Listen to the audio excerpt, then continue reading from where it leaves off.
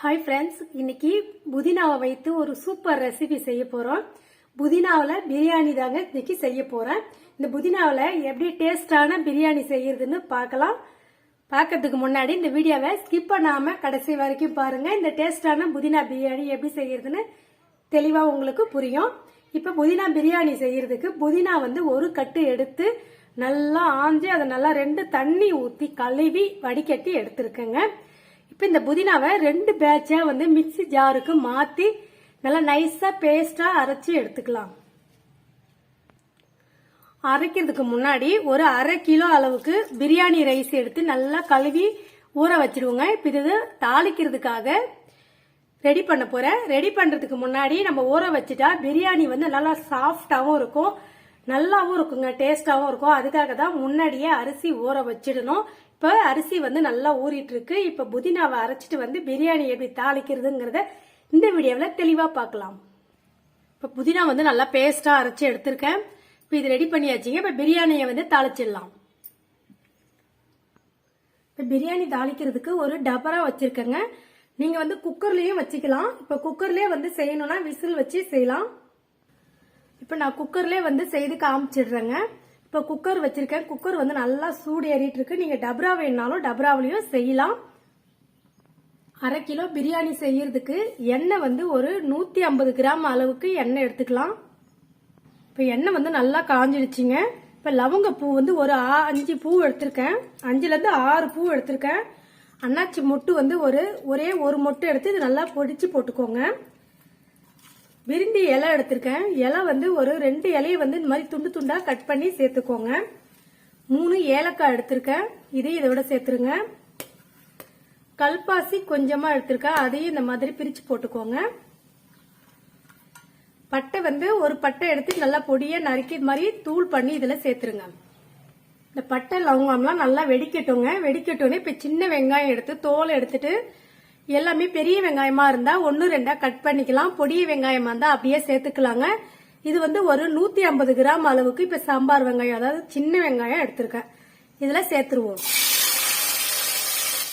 ஒரு கரண்டியை வச்சு நல்லா வதக்கி விட்டுக்கலாம். சாம்பார் வெங்காயம் வெங்காயம் நல்லா வதங்கிடுச்சு.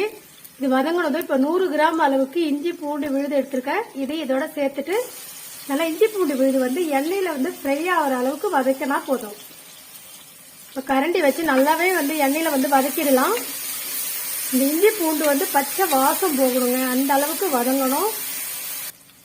பச்சை வாசம் நல்லா போயிடுச்சுங்க. இஞ்சி பூண்டு வாசம் நல்லா வந்துடுச்சு. இந்த ஸ்டேஜ்ல தக்காளி ஒரு 150 கிராம் தக்காளி நறுக்கி எடுத்திருக்கேன். இதையும் இதுல சேர்த்துருங்க. நல்லா பழுத்த தக்காளியா சேர்த்துக்கோங்க. அப்பதான் இந்த பிரியாணிக்கு நல்லா டேஸ்டா இருக்கும். தக்காளி நல்லா வதங்கிடுச்சு. இப்ப தனி மிளகாய் பொடி 1 ஸ்பூன் அளவுக்கு சேர்த்துக்கிறேன்.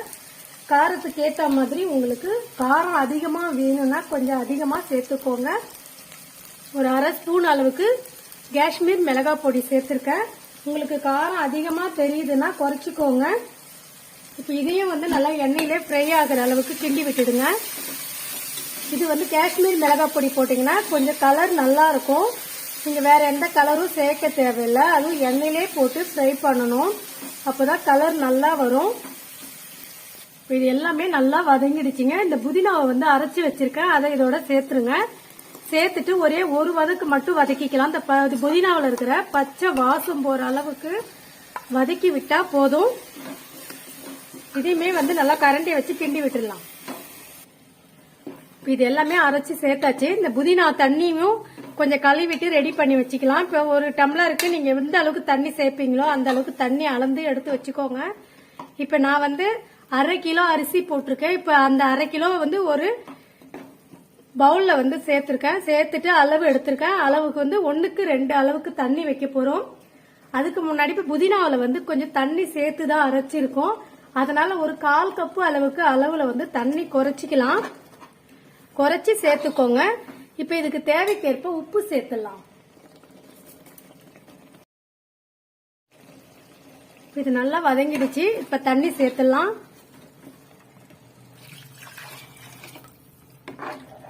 சேர்த்துட்டு ஒரே ஒரு கொதி வரட்டும். அது வரைக்கும் மூடி போட்டு மூடிடலாம்.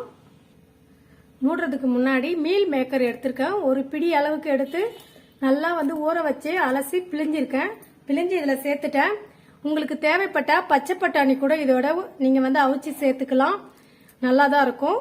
நான் வந்து மீல் மேக்கர் மட்டும் இன்னைக்கு சேர்த்திருக்கேன். இப்போ தட்டை போட்டு மூடிட்டு நல்லா கொதி வரட்டும்னு அரிசி போட்டு இறக்கிடலாம். இப்போ வந்து நல்லா கொதிச்சிடுதான்னு பார்க்கலாம். நல்லா கொதிச்சிட்டு இருக்கு. இப்போ அரிசியை வந்து நல்லா தண்ணி வடிகட்டிட்டு இதுல சேர்த்துருங்க.